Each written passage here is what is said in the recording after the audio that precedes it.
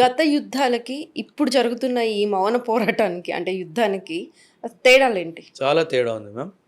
1947, 48లో హ్మ్. డైరెక్ట్‌గా పాకిస్తాన్ కశ్మీర్ మాది అని మన మీద అటాక్ చేశారు. అదేవిధంగా 1965లో కూడా అటాక్ జరిగింది.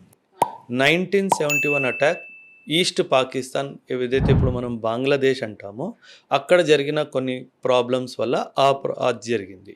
99 కార్గిల్ వార్ అంటారా, కొండల మీద కొన్ని పోస్టులు ఆక్యుపై చేయడం ఆ వల్ల 1999 కార్గిల్ వార్ జరిగింది.